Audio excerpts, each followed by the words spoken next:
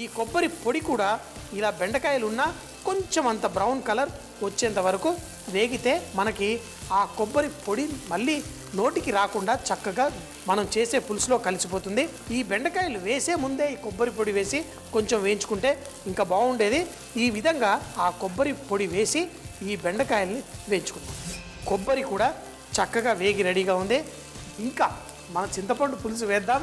కానీ దానికంటే ముందు పుట్నాల పొడి, దీంట్లో శనగపిండి అయితే దానికి పచ్చి వాసన ఉంటుంది. పుట్నాల పొడి అనుకోండి, దానికి ఆ వాసన పచ్చి వాసన లేకుండా తొందరగా మనం చేసుకోవచ్చు. ఈ పుట్నాల పొడిని ఇందులో వేసి దీన్ని కూడా వేయించేసుకుందాం. పుట్నాల పొడి కూడా ఇలా వేగుతూ 1 నిమిషం పాటు వేయించుకొని దీని తర్వాత దీంట్లో మనం చింతపండు పులుసు వేసి కుక్ చేసుకుంటే ఈ బెండకాయల్లో మంచి టేస్ట్ వస్తుంది. తర్వాత ఈ పుట్నాల పొడి చక్కగా దీన్ని చిక్కపరిచి మంచి రుచిని అందచేస్తుంది. ఇప్పుడు దీంట్లో మనం ఈ చింతపండు పులుసు వేసేసుకుందాం. నీళ్లు దగ్గర పెట్టుకోండి. మీకు ఎంత చిక్కగా కావాలో అంత చిక్కగా ఉంచుకోండి. ఇప్పుడు నాకేంటంటే ఇది నాకు కావలసినంత వేసి ఇందులో కారపొడి కూడా వేసేసుకుంటాను. పుల్లటి కూరల్లో కొంచెం కారం కరెక్ట్గా అంటే కొంచెం ఎక్కువగా ఉన్నా పర్లేదు, మంచి రుచిని అందజేస్తుంది. ఇలా మనం ఈ బెండకాయలు ఈ పుట్నాల పొడి చేసుకున్న దాన్ని చక్కగా మరగనిద్దాం. ఇప్పుడు చూడండి, మామూలు పులుసులో ఆ చిక్కదనం తీసుకొచ్చేసింది. ఇప్పుడు దీంట్లో మనం కోడిగుడ్లు కూడా వేసి చక్కగా చేసుకోవచ్చు. ముందైతే ఈ చింతపండు పులుసుని మరగనిద్దాం.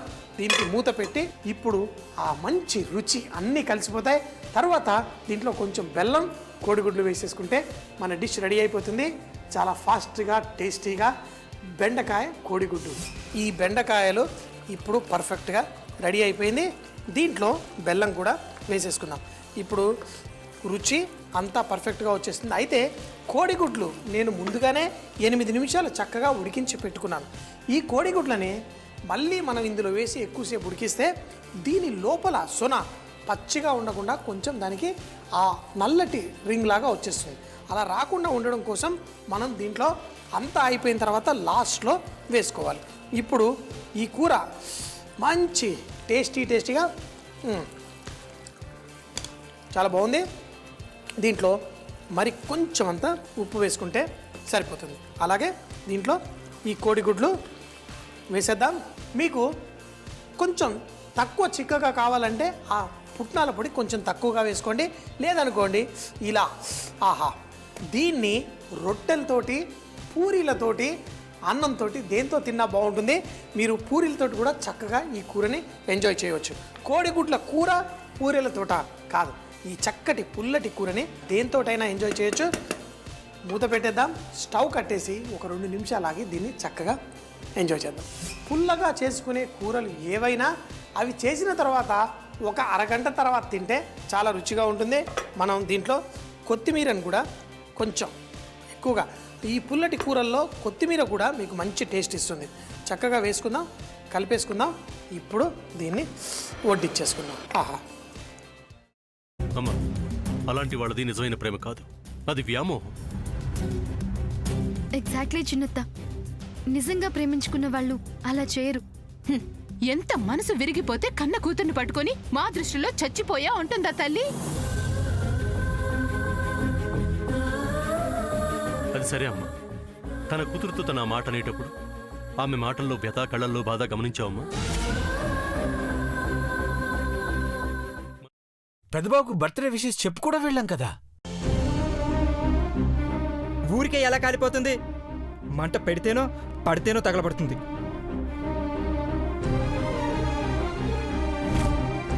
కరెక్ట్ చిన్నబాబు, నీకొచ్చినట్టే నాకు డౌట్ వచ్చింది. పార్వతే షర్టును తగలబెట్టిందనుకుంటా.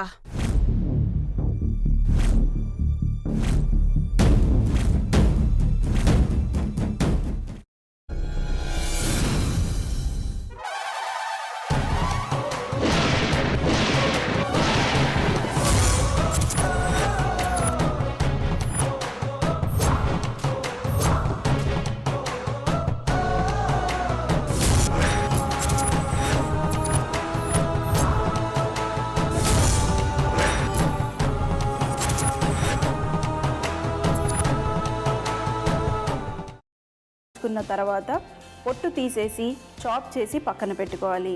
ఒక ప్యాన్లో కొద్దిగా నూనె వేడి చేసి అందులో ఆవాలు, మినప్పప్పు, శనగపప్పు, కరివేపాకు, సన్నగా తరిగి పెట్టుకున్న ఉల్లిపాయలు వేసుకుని 1 నిమిషం పాటు వేయించుకోవాలి. ఆ తర్వాత కాల్చి కట్ చేసి పెట్టుకున్న వంకాయని కూడా అందులో వేసుకుని బాగా మిక్స్ చేసి బౌల్లోకి ట్రాన్స్ఫర్ చేసుకుని అందులో తగినంత చిక్కటి పెరుగు లేదా పల్చటి పెరుగు వేసుకుని మిక్స్ చేసి అన్నంతో కానివ్వండి, చపాతీతో కానివ్వండి సర్వ్ చేసినా చాలా బాగుంటుంది.